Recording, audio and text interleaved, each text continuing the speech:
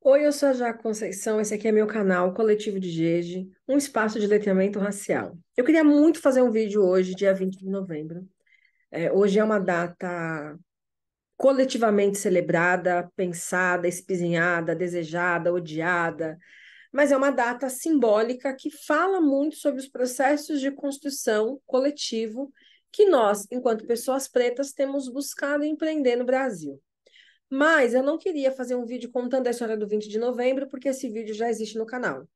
Eu não queria fazer um vídeo falando sobre racismo, porque esse vídeo já existe no canal.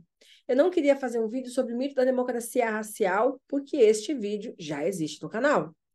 Mas eu queria muito pensar quais são os usos e os sentidos do mito ou dos mitos raciais que envolvem o Brasil. Uma das ideias que a gente sempre compartilha ou pelo menos que faz parte do senso comum, e eu tenho pavor de senso comum, porque o senso comum reduz a experiência a uma única narrativa. E cada vez mais eu venho percebendo que é muito importante a gente reconhecer e valorizar uma multiplicidade de narrativas, tanto para fazer o exercício da alteridade, que é fundamental para romper barreiras, quanto para promover a própria ideia de diálogo como um lugar de troca e de produção de experiência. Então, o senso comum ele é prejudicial por conta disso. Mas uma das ideias que o senso comum costuma trazer é a noção de que a ideia racial no Brasil, ela brotou das frestas, isso. Ela brotou dos pequenos buracos da realidade do além. Algo mágico aconteceu e a gente começou a ter essa ou aquela ideia racial. Pum, somos pardos. Pum, somos negros. E essa ideia mágica da explosão do grande Big Bang racial no Brasil, ela é muito prejudicial porque ela atrasa o debate. Então, uma das coisas que eu fiquei pensando, quando a gente está mobilizando a ideia de mito racial para pensar a forma como a experiência racial se constrói no Brasil, é muito importante a gente conseguir entender quais foram os caminhos teóricos que foram sendo alinhavados para a gente chegar na percepção racial que a gente tem hoje. Muitas vezes, quando a gente está fazendo pesquisas acadêmicas, debates acadêmicos, planejando aula, a gente não tem esse hábito de ir lá na raiz, né? Ser radical é ir na raiz. A gente conta as histórias que a gente escuta e vai propagando essas histórias sem conseguir pensar de onde essas ideias nascem. No Brasil, a ideia da democracia racial se constrói a partir de uma percepção que cada elemento que constitui a multiplicidade étnica que compõe o Brasil vem de um lugar e de uma forma específica de produção de experiência, criando formas, modos, jeitos de consolidação desses lugares raciais na identidade brasileira.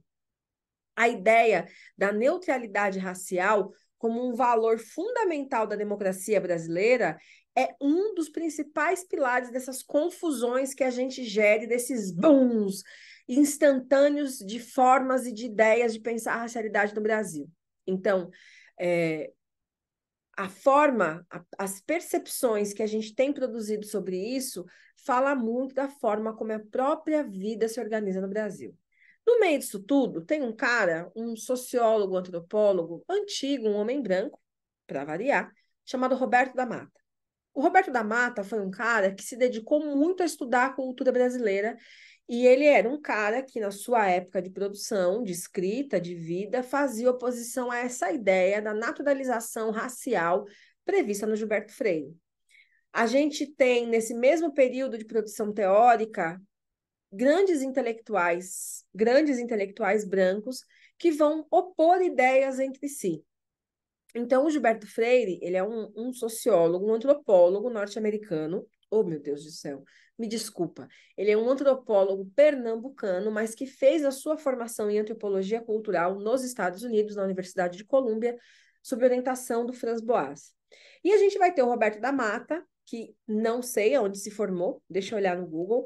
Acho que ele é da escola francesa, e todos esses marcadores da escola norte-americana, da escola francesa, da escola inglesa de antropologia, vão falar de formas de percepção e compreensão do que é a própria antropologia, do que ela está fazendo e quais são seus desdobramentos. O Roberto da Mata, ele é um cara que ele está muito preocupado em estudar é sobre... Ele estudou em Harvard também. Também não, né?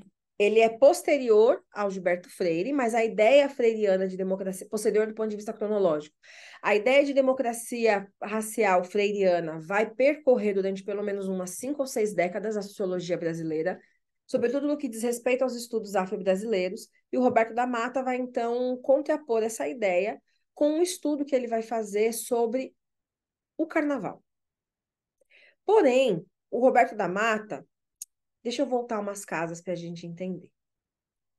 Dentro dos estudos da antropologia, tem uma parada, uma coisa que chama estudos sobre rituais, que são os usos dos rituais e das práticas religiosas dentro da experiência social e cultural, e que a antropologia vai fazer esse estudo, e os rituais vão ser utilizados como parâmetros para pensar uma série de questões, como, por exemplo, os estudos sobre performance, sobre narrativa, sobre religiosidade. Isso porque, nas sociedades tradicionais africanas, por exemplo, onde os primeiros estudos sobre rituais foram feitos, a ritualística e a ritualidade são formas de produção de vida. Não é algo que você faz num espaço isolado, saio da minha casa e vou para o terreiro praticar ritual. O ritual é a própria forma de organização de vida, tempo e espaço. Então, o Roberto da Mata, ele vai pensar em estudar o carnaval a partir de uma ideia de ritualização. O carnaval como uma ritualização da experiência negra, pensando todos os processos de produção da ideia de carnaval. Contudo, quando o Roberto da Mata vai pensar o carnaval enquanto uma quebra da rotina, dentro da antropologia tem um cara chamado Victor Tanner, que ele tem um conceito chamado drama social. O drama social é uma experiência catársica que desloca aquela comunidade para um evento crítico, e a partir desse evento crítico se produzem várias narrativas organizadas em 6 estágios, se não estou enganada, que vão culminando com uma forma de produção experiência, até que outro drama social aconteça e assim sucessivamente. Nesse sentido, o carnaval seria um grande drama social porque ele é um evento crítico. Ele é um evento que destaca a realidade de tal forma que quebra o modo de produção das relações sociais. Então, para fazer a discussão sobre essa ideia, ele vai problematizar a ideia de público e privado. O que o Roberto da Mata vai dizer? Tudo aquilo que demanda cuidado ou que estrutura a vida pública está na esfera do privado. Tudo aquilo que demanda produção econômica está na esfera do público. Privado não é o que acontece da porta para dentro. Privado é aquilo que sustenta a ritualidade do público. Então, tudo que sustenta o funcionamento ritualístico da sociedade a partir da economia, como locus de produção da vida cotidiana, é tido como público, como privado. A sustentação dessa experiência. E aquilo que é projetado como espaço público é sustentado a partir das relações econômicas. Logo, dentro dessa construção dessa ideia, o carnaval, por exemplo, é uma inversão desse processo. Como isso acontece? Para o Roberto da Mata, tudo aquilo que tem a ver com sustentação da esfera pública, que acontece dentro do mundo privado, está fortemente conectado a tudo aquilo que o corpo precisa e oferece. Logo, o trabalho agrícola, o trabalho materno, o trabalho doméstico, são categorias de possibilidade de cuidado que se materializam dentro do ambiente público, dentro do ambiente privado. É importante pensar essa ideia do trabalho agrícola como um trabalho privado, porque ele está conectado à própria forma de produção da escravidão, porque você tinha dentro da escravidão o modelo de produção econômica de corpos escravizados que trabalhavam dentro das fazendas e das casas e corpos escravizados que trabalhavam nos contextos urbanos e em conexão entre os territórios. Esses corpos que atuavam em contextos urbanos, em conexão entre os territórios, eram os corpos que ocupavam um espaço público. E os corpos que trabalhavam dentro das fazendas, nas plantações agrícolas, nos canaviais e no trabalho da casa, eram corpos dentro do espaço privado. A agricultura é um tipo de economia de base, portanto, de suporte, portanto, está dentro da experiência cultural do que é privado. Aqui a gente tem um jogo entre estrutura e experiência entre corpo e estrutura, corpo e subjetividade, que vão construindo essas ideias de como os corpos vão sendo percebidos na esfera social, política e coletiva.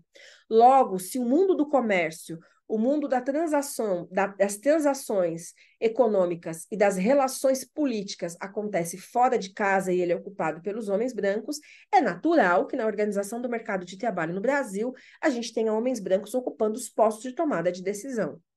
Na perspectiva do Roberto da Mata, o único momento onde isso se quebra é o carnaval, porque há uma inversão de valores. Durante os 8 dias, 7 dias, 5 dias de carnaval, aqueles que ocupam o espaço doméstico, as mulheres e os negros, vão para a vida pública coletiva contar as suas histórias. No entanto, que as grandes estrelas do carnaval são as mulheres brancas como rainhas de bateria e a comunidade negra que sustenta o carnaval. Esse deslocamento, essa inversão, essa quebra da experiência é o grande drama social brasileiro, aonde esses lugares marcados das personas e das performances são revistos e repensados. A gente vai pensar, a partir do Roberto da Mata, a gente pode pensar em duas formas de produção desse deslocamento da experiência, o carnaval e o boi de Parintins. O boi de Parintins é quando a narrativa indígena se desloca do meio da floresta, nessa construção normativa da democracia racial, e ocupa o espaço da produção, da performance. Entanto, que tanto Parintins quanto Carnaval são duas performances que têm a ver com uma série de cenas, atos e roteiros e uma série de performatividades que são colocadas em jogo durante a execução desses processos. Logo, a forma de funcionamento social e cultural do Brasil, para que ela funcione dentro de um mito fundador que centraliza a experiência no masculino, porque o Brasil é uma sociedade profundamente patriarcal, ela precisa reconhecer os lugares de origem dessas experiências e dar sentido a elas.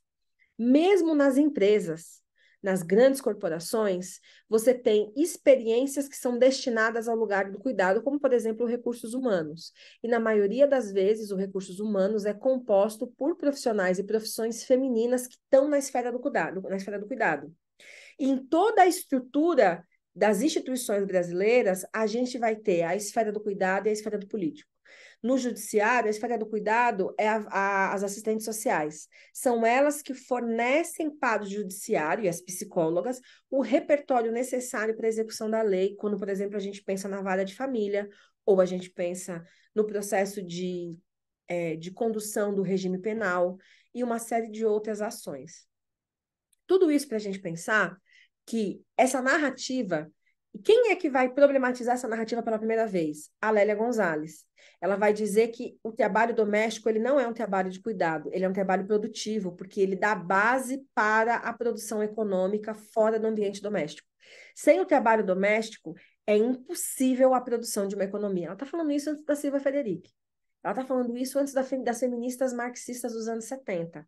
Talvez inspirada pelas reflexões da Revolução Comunista de 1917 na Rússia, aonde um dos primeiros pilares da experiência leninista foi a constituição de espaços coletivos de manutenção da vida. As pessoas tinham lavanderias, creches 24 horas, restaurantes públicos 24 horas, aonde o âmbito da casa era o lugar da socialização e do descanso e não do trabalho, como é hoje. Então, todo o trabalho de cuidado, na perspectiva da Lélia, oferece suporte para o trabalho produtivo. Logo, ele é um trabalho produtivo. Ele não é um trabalho de cuidado. Se eu descanso para trabalhar mais, então o meu descanso ele não é descanso, ele é trabalho. O descanso se torna trabalho. Se eu faço terapia para lidar com o meu trabalho, a terapia faz parte do trabalho. Na profissão do psicanalista, fazer supervisão dos casos clínicos e supervisão pessoal é fundamental para a manutenção do trabalho. Um psicanalista que não faz análise, um psicanalista que não faz supervisão, ele está desempenhando mal o seu trabalho. Isso faz parte do trabalho. Isso não é algo que você faz fora do trabalho. Essa discussão sobre trabalho, o que é trabalho, o que não é trabalho, o que sustenta trabalho, o que não sustenta trabalho, ela é muito importante na cultura brasileira, porque todo o trabalho de cuidado está assentado no legado da escravidão. todo o trabalho que garante o funcionamento da dinâmica econômica brasileira está baseado na experiência da escravidão. A escravidão foi um modo de produção baseado no suporte. Então, todo o legado que sustenta um mundo produtivo, econômico, que gera lucro no Brasil, se baseia na experiência da escravidão. Olhar para essa experiência é entender quais são os processos políticos, culturais e econômicos que a gente pode desenhar para o futuro do Brasil. Hoje, dia 20 de novembro de 2023, mais um ano de celebração da consciência negra. Inclusive, há um vídeo aqui no canal explicando o que é consciência negra, um conceito elaborado por Steve Biko, no século passado. Steve Biko, um importante líder sul-africano, contemporâneo de Nelson Mandela, fundamental para a luta da independência na África do Sul, elabora o conceito de consciência negra, porque ele diz que é um processo de produção de uma capacidade de percepção de si enquanto pessoa negra a partir de narrativas coletivas, ancestrais, culturais, afetivas, religiosas e políticas. A consciência negra não é só uma autoproclamação, ela é um processo permanente de produção política que a Lélia Gonzalez vai chamar de tornar-se negro, que é o processo que nós, que passamos por um despertar racial, vivenciamos a nossa jornada, de reconhecimento de potências, de lugares, de narrativas, de possibilidades. Então, hoje, dia 20 de novembro, um dia emblemático na cultura brasileira, é importante a gente pensar quais são os caminhos que foram produzidos, quais narrativas e retóricas que nos trazem para esse lugar, sobretudo de subalternidade e inferioridade, seja na imposição do outro, do nosso lugar social, político e histórico, seja na nossa autopercepção. Por quê? A cultura é um elemento, para a psicanálise, é um elemento estrutural da experiência do sujeito. Uma cultura que coloca tudo aquilo que é associado à experiência negra num lugar de suporte e de cuidado e que minimiza a ideia do cuidado como algo secundário, na nossa sociedade, o cuidado é secundário. Reforça a ideia de que a própria experiência negra e tudo aquilo que ela faz é secundário ou é excepcional. É tão excepcional que a tradição, por exemplo, nas escolas e nas empresas, é ter dia para celebrar as datas. Dia do índio, dia do folclore, dia de não sei o quê, dia de não sei o quê, dia da consciência negra como um grande carnaval. No dia 20 de novembro, pessoas negras assumem os seus lugares de esplendor e desfilam na passarela com a sua história e com a sua beleza. No dia 21, na quarta-feira de cinzas, o carnaval acabou. No dia do orgulho LGBT, no dia da visibilidade PCD. Nesses dias e nessas datas, os corpos marginalizados e subalternizados assumem o seu lugar de esplendor e desfilam felizes a sua beleza e a sua história. No dia seguinte, isso acabou. Essa relação carnavalesca, num péssimo sentido, que a gente elabora com essas narrativas subalternizadas e invisibilizadas, reforça muito essa ideia de que o não branco, o não masculino, o não normativo, o não cisgênero é a exceção, é o grande momento. E ele é celebrado como esse grande momento, ovacionado como esse grande momento, premiado em jantares de gala, em troféus inesquecíveis, em festas, em mesas, mas no dia seguinte a vida retorna ao normal. É como muitos sambas que vão dizer, né? Na quarta-feira de cinza, tem um samba do Zequete que ele fala isso. Essa experiência carnavalesca na qual nós somos submetidos sistematicamente,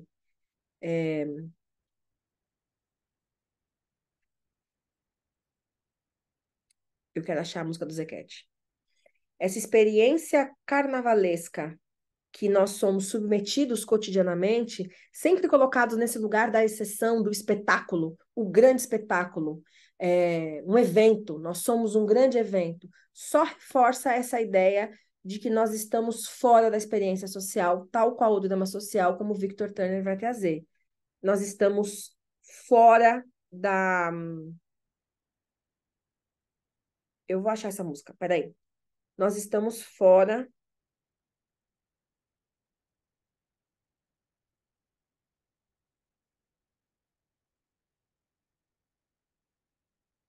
Meu Deus... Não vou conseguir achar esse samba do Zequete. O Zequete é um sambista carioca, um homem preto, carioca, que acho que já faleceu, que escreveu sambas incríveis, sobre a experiência do morro, de viver no morro, a partir de uma perspectiva bastante poética e muito bonita sobre esse lugar marginalizado dentro da cultura carioca. Bom, para você que chegou até aqui, muito obrigada pela sua audiência. Para mim é um prazer poder compartilhar essas ideias e pensar junto sobre uma série de coisas. Nessa semana, a gente começa o nosso seminário sobre identidade racial no Brasil. A primeira discussão é sobre o sujeito pardo, e é muito importante. Desculpa. A primeira discussão é sobre o que é que a gente está chamando de identidade racial. É muito importante conceituar coisas. Como psicanalista, eu sei que nomear, catalogar, elaborar e dar sentido para as coisas é uma forma importante de produção de consciência. Então, a gente começa essa rodada de seminários falando sobre consciência racial. Serão 10 encontros que vão acontecer de novembro até janeiro, fevereiro, semanalmente, ao vivo aqui pelo YouTube. Para quem é da comunidade de apoiadores do canal, de pessoas apoiadoras do canal, haverão 3 encontros lá na plataforma, ao vivo, via Zoom, com toda a comunidade, para a gente trocar ideias sobre os textos. Fora isso, está disponível para vocês uma programação com os textos em PDF dos encontros para que vocês possam ler, anotar as dúvidas. Eu não acredito em formação que não seja ativa, onde a gente não possa pensar junto. O meu papel aqui não é de trazer verdades, é de compartilhar uma perspectiva política e teórica sobre a produção racial no Brasil. É muito importante o seu apoio para que o canal continue existindo, e você pode apoiar o canal de 2 formas. Você pode apoiar o canal compartilhando esse vídeo, curtindo esse vídeo, se inscrevendo no canal, trazendo pessoas para conhecer o meu trabalho aqui no Coletivo de Jeje, e você pode apoiar o canal sendo parte da comunidade de apoiadores lá na plataforma de Jeje. Durante o mês de novembro, qualquer pessoa que apoiar o canal, além de receber os benefícios de fazer parte da comunidade, como rodas de conversa, acesso a textos em PDF, a conteúdos exclusivos, a certificação dos encontros, paga um preço muito especial. Faz a contribuição no valor de R$ 51,00 e acessa por 6 meses a plataforma e todos esses benefícios. Para mim é muito importante contar com o apoio de vocês, não só financeiro, mas também compartilhando o conteúdo, e eu espero que a gente se encontre aqui na quarta-feira para começar essa nossa jornada. Eu sempre estou por aqui, eu sempre estou por aí. Eu sou a Jaque Conceição e para mim é um prazer construir conhecimento que emancipa, compartilhar.